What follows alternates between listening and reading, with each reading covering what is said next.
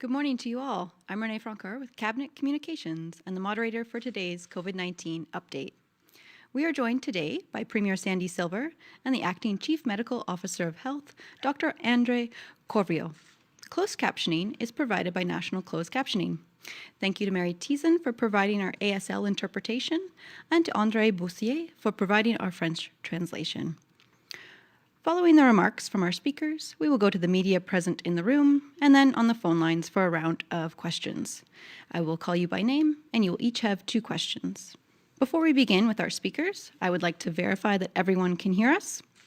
If any of the reporters are having problems, please email ecoinfo@yukon.ca. I will now hand it over to Premier Sandy Silver. Thanks very much, Renee. And thank you, everybody, for joining us. We're here on the traditional territory of the Kwanlin Dun First Nation and the Da'an Quachin Council. There's a new face in the room, obviously, as introduced. So very pleased to introduce you to our Locum Acting Chief Medical Officer of Health, Dr. André Corriveau. Dr. Corvo will be maybe a new face to Yukoners, but he's certainly very well known and respected right across the north. He served as the Chief Public Health Officer for Northwest Territories for over 15 years and was also the Chief Medical Officer of Health for Alberta for several years as well. So we're very excited to have André with us. So thank you very much for joining us. And I speak for all Yukoners when I say that we're happy to have you here in the Yukon to inform our public health response to COVID-19. Thank you, sir. Dr. Corvo will provide an update on the current status around COVID-19 across the country in a moment. Tragically, last week we lost another Yukoner to COVID-19, the 11th death since the pandemic began. Our sincere condolences go out to the family members and the friends of this individual. This is very sad news, and all of Yukon is grieving with you. COVID-19 is obviously still a very real threat. It can be very deadly, especially for the unvaccinated. This is a tragic and stark reminder of how important it is to get your shots, to protect those around you who may be at more risk, and to protect those like our children who cannot yet receive the vaccinations. We're currently in a state of emergency as we work quickly to respond to the spike in cases that we've seen and to take steps to reduce the transmission. There is widespread community transmission occurring right now, and we are still seeing high daily cases, around 30 per day. I know that there's been a lot of concern in and around schools. Dr. Corvo will speak to this in a moment, but it's important to note that in most cases, children are becoming infected from known exposures at home or in the community and not from attendance in school. Our schools remain safe places for students, and I want to thank all of our educators and our staff throughout the territory who have supported our students throughout the pandemic. The staff at schools have learned how to adapt to continue to provide remote learning when disruptions occur, and they continue to work extremely hard to support our students. So from custodial, administrative, supports, parents, teachers, all of the community that are involved with our kids, thank you very, very much for keeping our students safe. We recognize that Yukoners have very many questions about accessing COVID-19 testing at the COVID Testing and Assessment Center.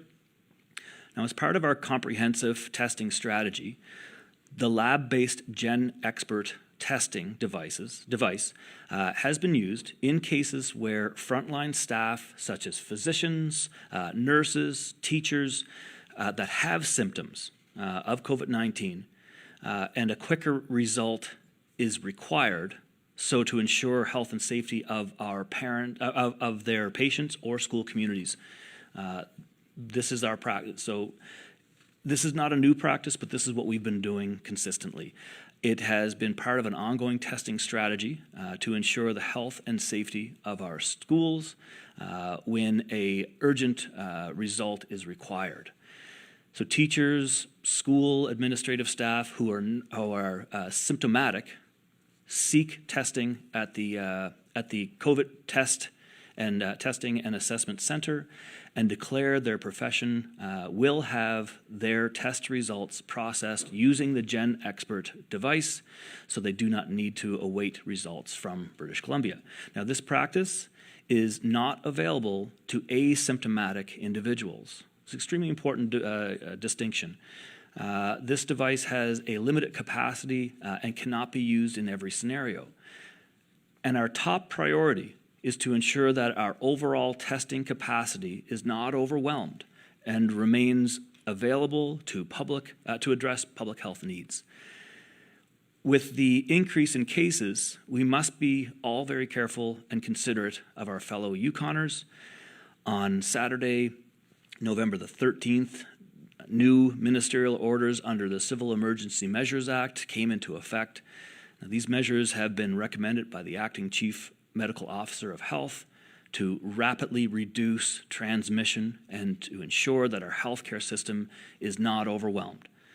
So these include mandatory masking, limits on personal gatherings, organized gatherings, seated ticketed events, and faith-based and cultural gatherings, and restrictions on restaurants, bars, nightclubs, gyms, fitness studios, and personal services. Now, as you know, a more detailed list of measures is available online at yukon.ca. You can also find a list of places where proof of vaccination is required, along with an extensive set of questions and answers about the new measures. I encourage all Yukoners to review this information and to go to yukon.ca for the most up-to-date and accurate information. I do absolutely want to thank the many public servants who have been working diligently over the last several weeks to make this information available. We continue to actively respond to an extremely dynamic situation when it comes to this pandemic. And we've learned time and time again that things do change, and things do change very, very quickly. Over the past 20 months, the public service has learned to pivot quickly and to stay nimble as we respond to COVID-19. It has not been an easy job, and I want to thank everybody for their hard work and their dedication. These folks are tired, but yet their professionalism is still there, and I'm very, very appreciative of our public employees. Now, these new measures, they're absolutely necessary to protect the health and safety of Yukoners. They are in line with many other jurisdictions. In the news, you would have heard of numerous European countries imposing new restrictions this week, as well as they experience the resurgence in their jurisdictions and their countries of COVID-19. But I also want to remind Yukoners that these are temporary measures. We are not in a lockdown. These measures, including limits on gathering sizes, are to disrupt the rampant transmission that we are seeking. We heard in the news just yesterday as well of a new strand of Delta in BC, first case there. So again, these measures are important, and they're there based upon science, and they're what we need to do to keep folks safe. Now, if we're successful, this will be a circuit breaker that will dramatically decrease the spread of COVID-19 so that our healthcare system does not become overwhelmed. These measures are in place until at least December the 3rd. If we all take precaution, our hope is that we will not have to extend beyond that. But we have to play a role in preventing further spread. So please follow the Safe Six. Encourage your friends and family members to do the same. As of this past Saturday, proof of vaccination is now required to access designated settings. This means you need to be fully vaccinated, so you should have proof of your 2 shots to enter places like gyms or an art gallery or a pub. You can find a list of these settings on yukon.ca as well. Now, the list of designated settings is based on the BC model with Yukon-specific considerations based upon the recommendations of the Office of the Chief Medical Officer of Health. You can show your paper or digital copy of your proof of vaccination credential as well as a piece of government-issued photo ID in order to access these establishments and services on the list of designated sites. You can also show the blue immunization record that you were given when you first received your vaccinations. However, you can only use this blue card up until November the 30th. As of December 1st, you'll need to show your a government-issued proof of vaccine credential. Yukoners can access their proof of vaccine credential online at yukon.ca/vaccine-proof. Or you can call 1-877-374-0425. This line is open 7 days a week from 7:30 in the morning till 8 o'clock at night. As I have mentioned for a few weeks now, a Yukon-specific QR code reader app is being developed to support local businesses and organizations to verify vaccination status. We want to make this process easier and faster for establishments and service providers. Our IT folks, they have submitted the app to Apple and to Google, so it can be made available widely through their app stores. The app will securely verify an individual's proof of vaccine credential. It will be available to read any QR code that follows the Government of Canada's specifications for proof of vaccination credentials. The app does not need an internet connection to verify the QR codes. It will be freely available on both the Google Play Store and the Apple App Store for download as soon as those organizations approve the app. As we all adjust to these new measures, I want to remind Yukoners and ask them to be patient and respectful of businesses and organizations as they implement these important public health requirements. We know that there have been comments on social media about unacceptable behavior in response to businesses that ask for proof of vaccination and enforce the mask mandate. Again, please, Yukoners, be kind and be respectful. These businesses and organizations, they're doing their part. They're doing their part to help protect your health and your safety. And we all do have a role to play in this, and we are all in this together. We need to support each other to get through this, or else it will last even longer than anybody really wants it to. More than just being respectful, I'm urging Yukoners to support these local businesses. Now, these temporary measures are challenging for everyone, especially for businesses, and we need to continue to show them their support. Many have sorted out how to do curbside pickup, or are quickly adapting to continuing to provide quality services that we know and expect from Yukon businesses. So please, I'm urging you to all show your support. Our local businesses are part of what makes our territory so great, and supporting them is extremely important for our economy. As folks start looking towards the holiday season and gifts, look no further than Yukon businesses. For providing those. I want to see a lot less Amazon packages and a lot more local businesses under the tree.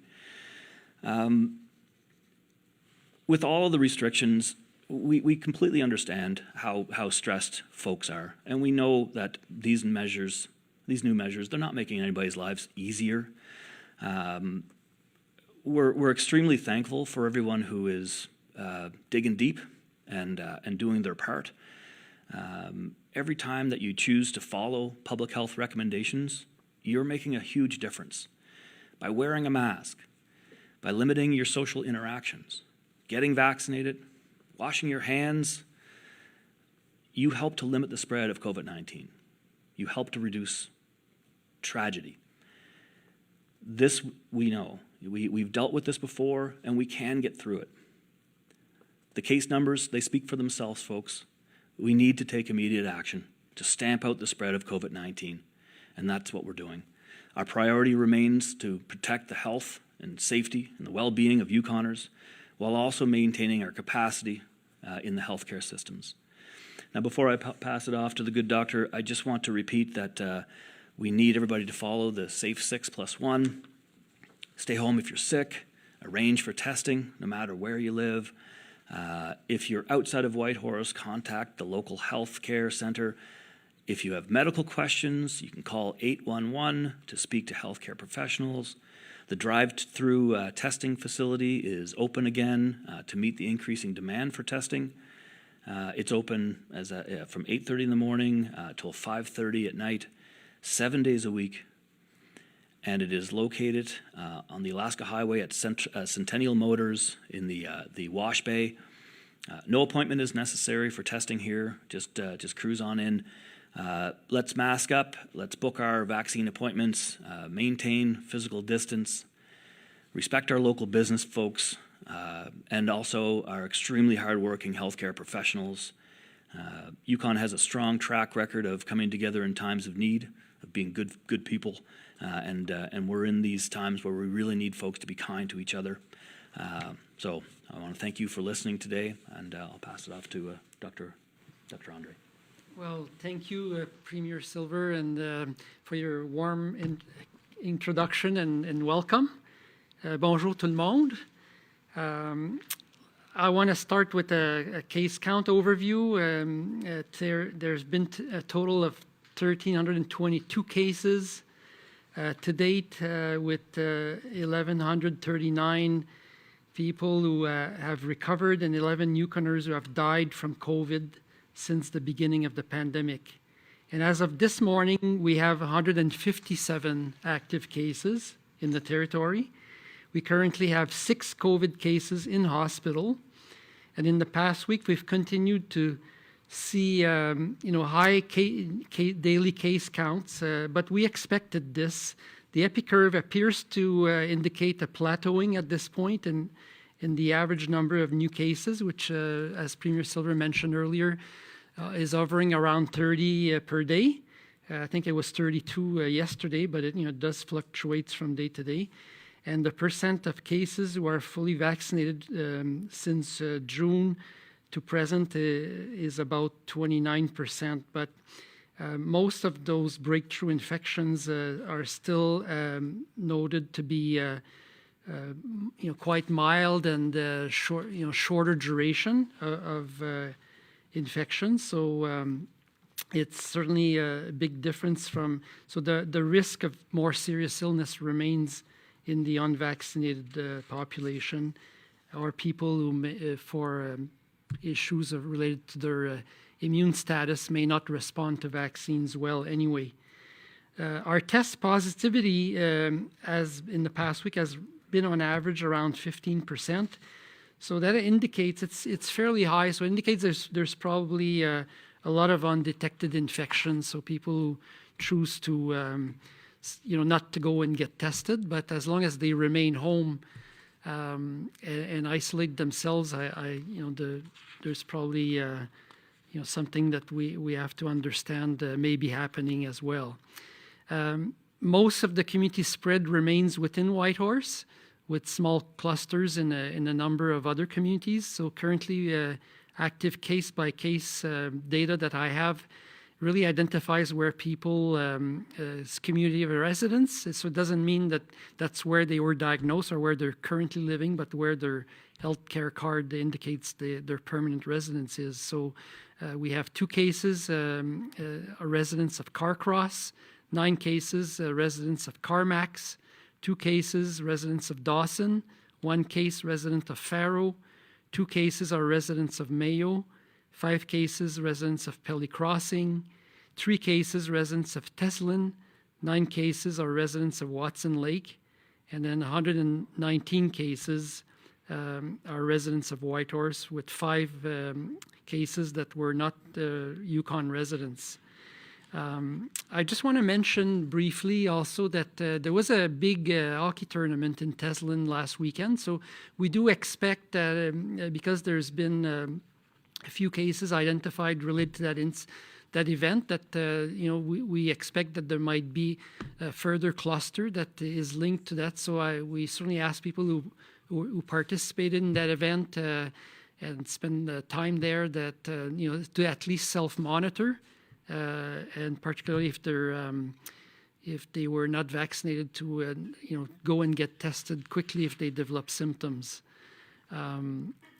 I know there's been a lot of questions around the age breakdown of cases, so I'd like to speak to that briefly. Over the past 2 weeks, about 30% of our cases are in the under 12 population, so it is significant. But I think the good news that I'd like to highlight is the fact that only 4% of our cases are in the high school population who have been immunized since the summer, so it's showing a very good response to the vaccine in that age group, and we're not seeing any significant number of cases in that population group between 12 and 17 years old. And then we have 2/3 of our cases are still in the 18 plus population. So that's where the bulk of the community spread is still happening. We continue to see, as Premier Silver also highlighted, the fact that although we have cases in the under 12, most cases when we do the investigation do not appear to have been acquired in the school setting, but more what happened in the home or community context, at birthday parties, sleepovers. We had Halloween parties recently, so that's where much of the spread has been occurring. So we commend the school system that are still applying the lessons learned from the past almost 2 years now, but because of the current context, there was a mandate that was added for children 5 years and older to temporarily wear a mask at all times while in the school, just to increase again the degree of protection within the school system. But unless there's a clear outbreak identified that would be linked to the school, we're still not recommending to close schools just because of a case of COVID. So I'd like to take also a few minutes to explain what the circuit breaker concept that Premier Silver mentioned. The intent of the circuit breaker is to establish a brief but strict set of measures in order to stop cases from rising to a rate where it would overwhelm the healthcare system. The intention is to keep these enhanced measures in place for the shortest possible time and only as required. The current restrictions were developed and implemented quickly in response to a sharp and seemingly exponential increase in the first week of November in the number of cases seen. So as I highlighted in the last week, we're seeing a plateauing of that curve. It's still high, but we think we're headed in the right direction. The goals are to break the chain of transmission by limiting group sizes and protect our healthcare system in the process. As we know, across the north, our healthcare systems are very fragile, depend on fewer people, and must rely on support from the south. So we want to make sure that it can easily become overwhelmed. So that's an important consideration in the assessment that Dr. Elliott made when those recommendations were made. It's too early to tell at this point how effective things are working. Usually, in my experience in other jurisdictions, it takes 2 or 3 weeks before the full impact can be fully assessed. So we're keeping a close eye on our indicators. We're seeking to make further progress on completed immunization rates, which still remains our best long-term strategy. So to implement the booster doses for those who are at higher risk, and continue to encourage those who are still not received their first and second dose, and those are the people we will prioritize in our vaccination program. Over the last week, we've had a number of questions regarding the public health measures that were recommended by the acting chief medical officer. Personal gatherings are limited right now to 10 people from a maximum of 2 households if eligible people are vaccinated, and 2 household members only if there are unvaccinated people among the group. This limitation applies to all public and private places. Eligible people refers to anyone 12 and over. So if you're a family visiting with another family and you both have kids under 12, you can gather up to 10 people so long as all the adults are fully vaccinated. Indoor organized events such as weddings, funerals, receptions, parties, conferences, trade fairs, and workshops are limited to 50% occupancy for that space, or 25 people, whichever is less. And proof of vaccine and masks are also required for these events.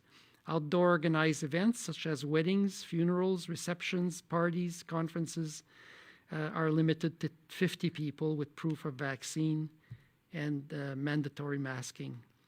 Indoor and outdoor faith-based and cultural gatherings are limited to 50% occupancy with 25 people indoor or 50 people outdoor. Proof of vaccine and mandatory masking are also required. The same thing as sports for people 12 years of age and older. Organized sports can continue with the following requirement. Indoor sports are limited to 50% capacity for that space, or 25 people, whichever is less. Outdoor sports are limited to 50 people, and proof of vaccine and masks are required for both indoor and outdoor. But if you're engaged in a high-intensity sports, such as hockey or soccer, you can remove your mask during play, but put it on as soon as you're off the ice or the court. As always, it's important to stay home if you're feeling ill, even if slightly. And if you would like to speak to a medical practitioner, please call 811 to speak with a nurse. If you need to book a COVID-19 test, please contact the COVID-19 Testing and Assessment Center to book the test, or if you can access the drive-through testing facility that opened last week. And if you live outside Whitehorse, please contact your healthcare center to book the COVID-19 tests. I'm very pleased to see that vaccination rates are continuing to rise, especially for people who are getting their first and second dose. As I mentioned earlier, I think this is still the way out, and it's going to make a huge difference in terms of our ability to navigate moving to an endemic approach to COVID-19.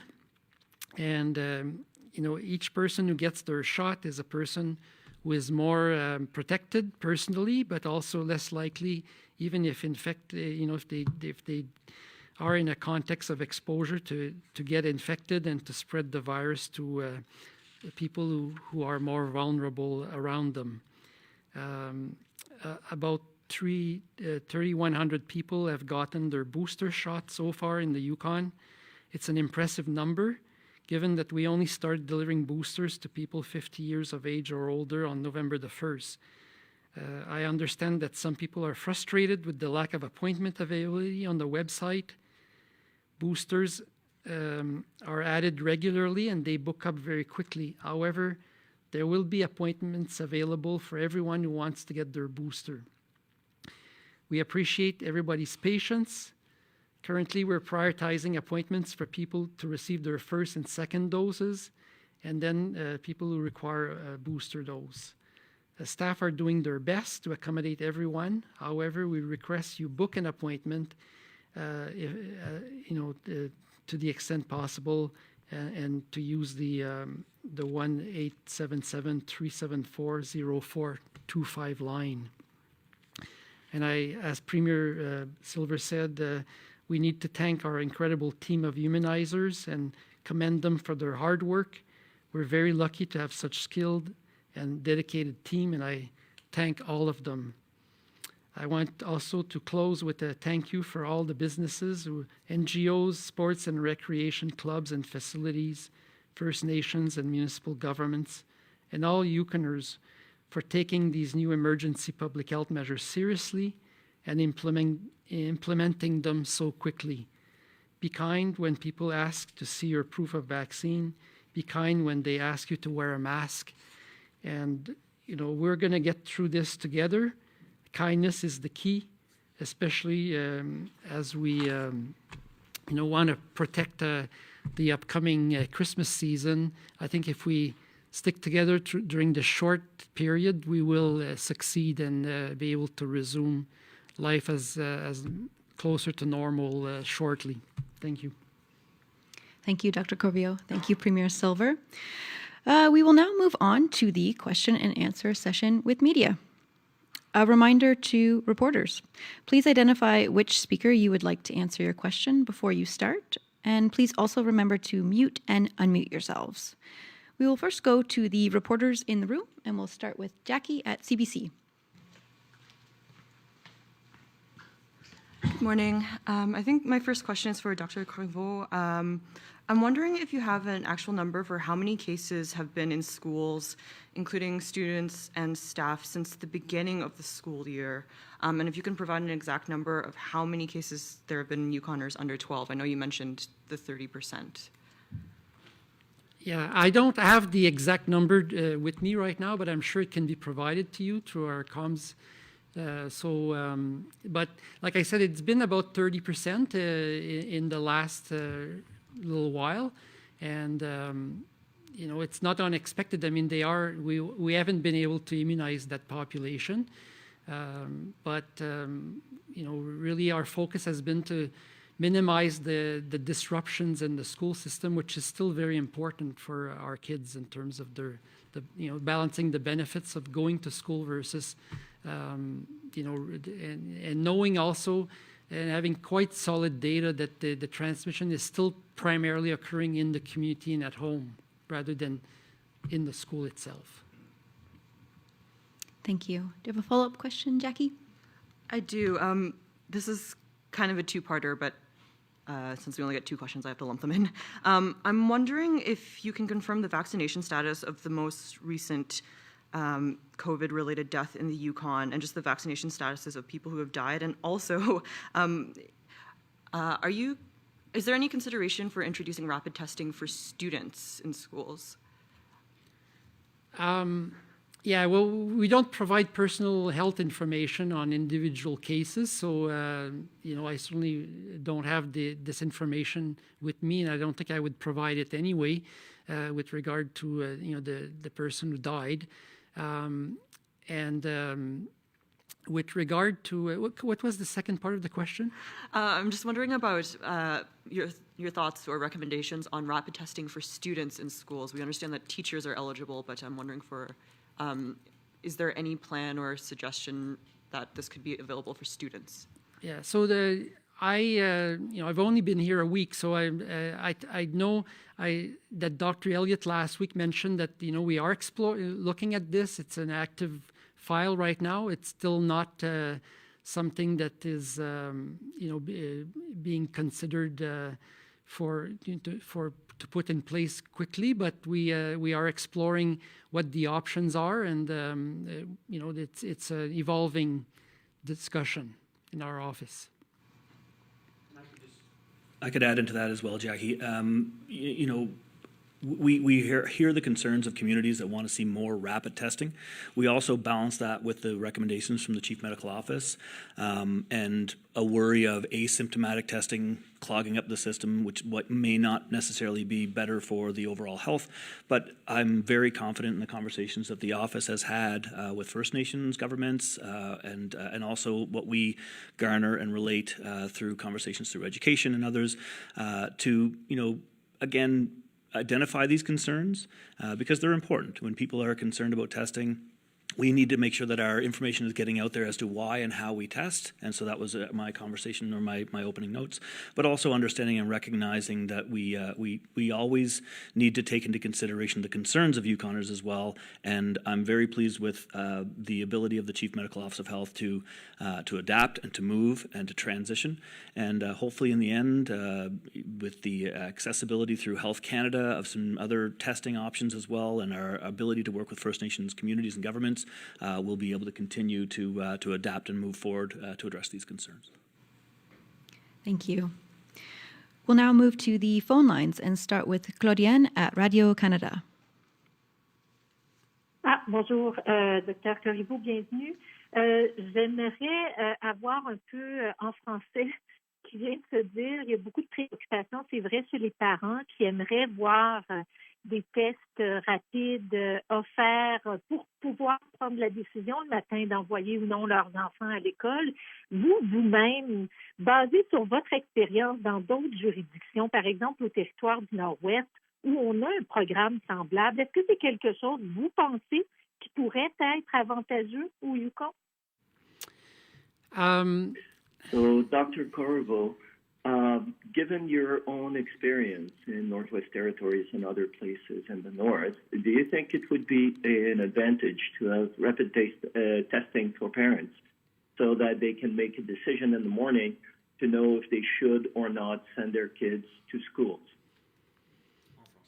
Bon, alors, écoutez, premièrement, la disponibilité des tests rapides de type antigène est très récente. Au Canada, ça fait juste quelques semaines que ça a été approuvé par Santé Canada. On a encore des préoccupations par rapport à leur sensibilité et la possibilité d'avoir des faux négatifs. Alors, c'est quelque chose que tout à l'heure j'ai dit en anglais, on est en train d'explorer.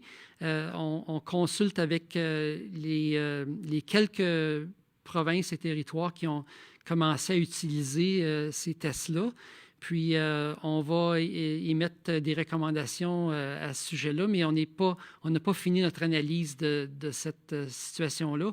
Puis, la perspective au Yukon aussi est importante.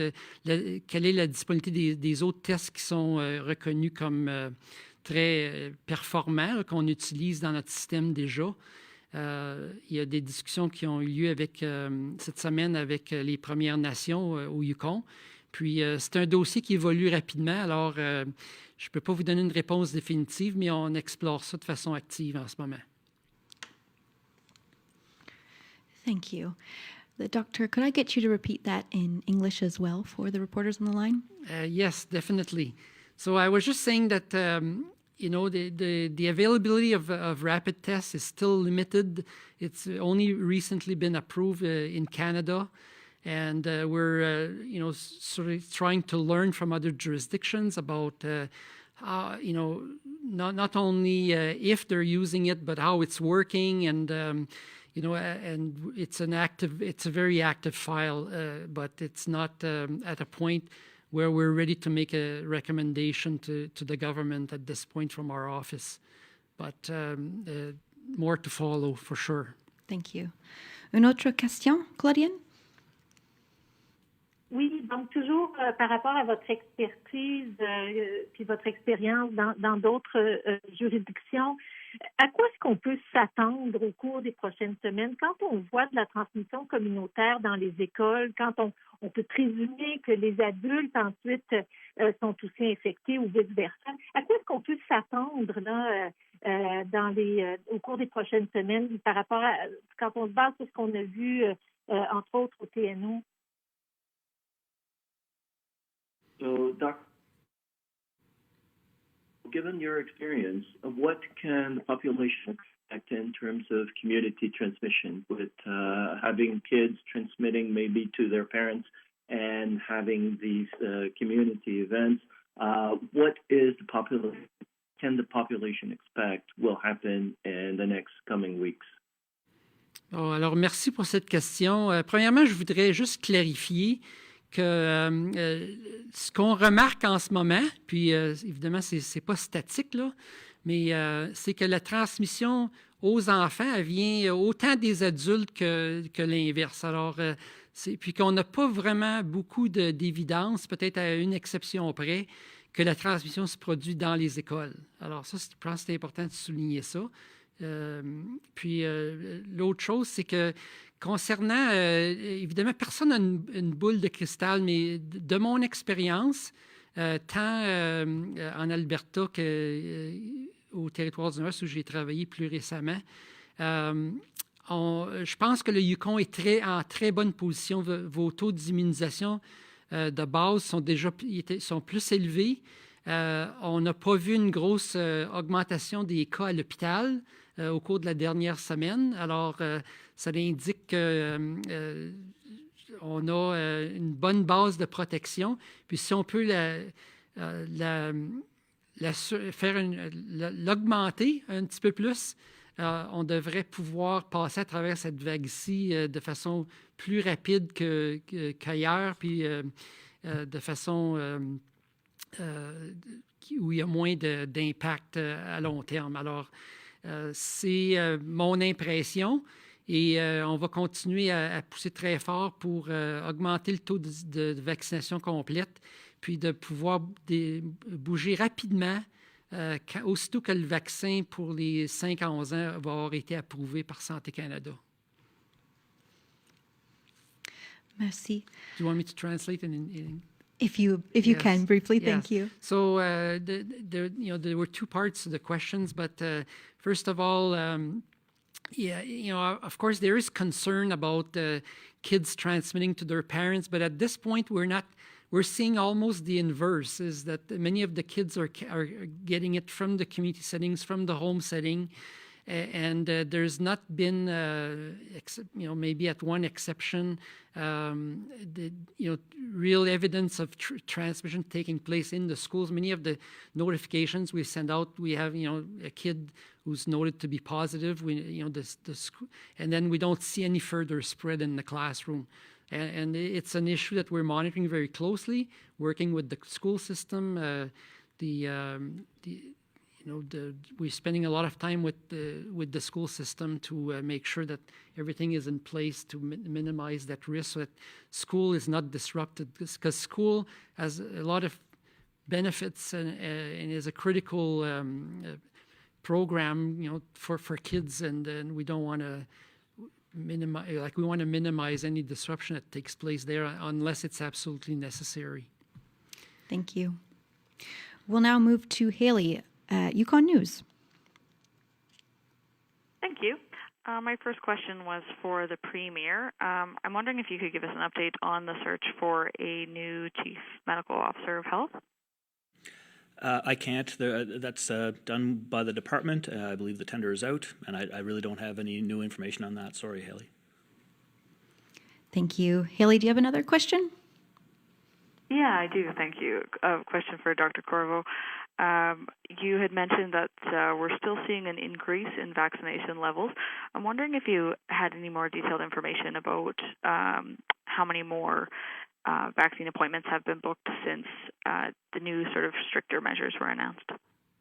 Yeah, I don't have the this data with me right now, but I believe it's posted on the website and updated regularly. So that's what I would recommend at this point. Sorry. Let's give Haley another question, because her first one to me, I don't have any information for her, if she has one. Wonderful. Haley, do you have another question? I don't think I do. No, thank you. Those were my two. I'll follow up with the department to try and get some of the changes over time for the vaccine numbers. Thanks. Thank you. We'll now move to Tim at the Whitehorse Star. Yes, good morning. Can you hear me? We can. Thanks, Tim. Okay. I think my first question would be for Dr. Corriveau. The Premier can jump in if you like. I had a reader send me some numbers from the federal government website on the number of caseloads here in the Yukon versus what the Yukon government is putting out, and there was a discrepancy of at least 50 cases, with the federal numbers being quite a bit higher. Any reasonable explanation for that? I don't. I'm not able to comment on the discrepancy. Whether it was it in rates or in numbers? In numbers, number of active cases. I would hate to speculate on what the discrepancy is all about, because I haven't looked into it. I just know also, Tim, in the past, it's the difference of different denominators and ratios, and if you're comparing active cases to case counts. So we'll take a look at the different information. Sometimes it's as simple as time logs, time lags in between, but without knowing, this is the first I've heard of it as well, so we'll take a look at that. Thank you. Tim, do you have a follow-up question? I do. This one would be for the Premier. I've had a number of people asking, including the Teachers Federation, for good explanation as to why the teachers were not aware that they were eligible for rapid testing. Any further detail you can add to that? Yeah, just what I said in my opening comments, Tim. I explained what the system has been and has been for a while now. To hear that there's been a lack of understanding from the teacher's perspective, I'll have to take a look into that. But, our messaging has been succinct here that, again, for specific reasons and purposes, there is and has always been access to rapid testing. But again, we're going to look to make sure that our communication is done as promptly and as effectively as possible. So this is new to me to hear these things as well. So we'll get to the bottom of it and report back. But yeah, the process as I spoke to in my beginning comments. Thank you. We'll now move to Luke at CKRW.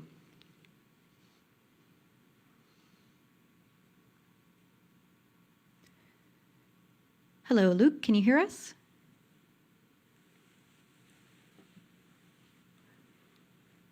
Trying one more time. Luke at CKRW. Here.